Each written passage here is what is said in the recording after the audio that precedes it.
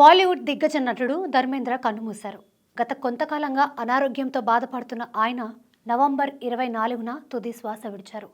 Handsome హీరోగా, action కింగ్గా, హీమ్యాన్గా ప్రేక్షకుల్లో శాశ్వత స్థానాన్ని సంపాదించుకున్న ధర్మేంద్ర సినీ ప్రయాణం అడుగడుగునా ఓ అద్భుతం.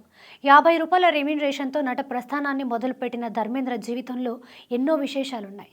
ధర్మేంద్ర పూర్తి పేరు ధర్మేంద్ర కేవల్ క్రిషన్ డియోల్. 1935 డిసెంబర్ 8న పంజాబ్లోని లూథియానా జిల్లా నస్రాలి గ్రామంలో జన్మించారు. 19 ఏళ్ల వయసులో 1954లో ప్రకాష్ కౌర్ను వివాహం చేసుకున్నారు. 1960లో వచ్చిన Dil be Tera hum be తేరా చిత్రం ద్వారా ధర్మేంద్ర సినీ ప్రస్థానం మొదలైంది. షోలా ఔర్ షబ్నమ్ ఆయనకు మొదటి విజయాన్ని అందించింది. 1964లో విడుదలైన ఆయి మిలన్ కి బేలాతో ధర్మేంద్ర కెరీర్ ఊపందుకుంది.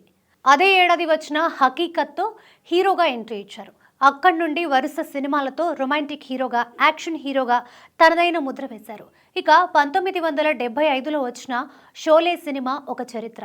అమితాబ్ బచ్చన్తో కలిసి ధర్మేంద్ర నటించిన ఈ చిత్రం ఇండియన్ సినీ చరిత్రలో ఆల్ టైమ్ క్లాసిక్గా నిలిచింది.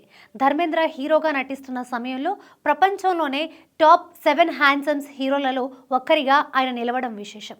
65 సంవత్సరాల పాటు నటుడిగా కొనసాగిన ధర్మేంద్ర 300కి పైగా సినిమాల్లో నటించి భారతీయ అత్యుత్తమ నటుల్లో ఒక్కరిగా పేరు తెచ్చుకున్నారు. ధర్మేంద్రకు 2 భార్యలు. మొదటి భార్య ప్రకాష్ కౌర్కు 4 సంతానం. వారిలో సన్నీ డియోల్, బాబీ డియోల్ కూడా బాలీవుడ్లో మంచి నటులుగా పేరు తెచ్చుకున్నారు. బాలీవుడ్లో డ్రీమ్ గర్ల్గా పేరు తెచ్చుకున్న హేమమాలిని 1980లో ధర్మేంద్ర రెండో వివాహం చేసుకున్నారు. ఆమెకు 2 కుమార్తెలు. నటుడిగా ధర్మేంద్ర అందుకున్న మొదటి రెమ్యునరేషన్ ₹50.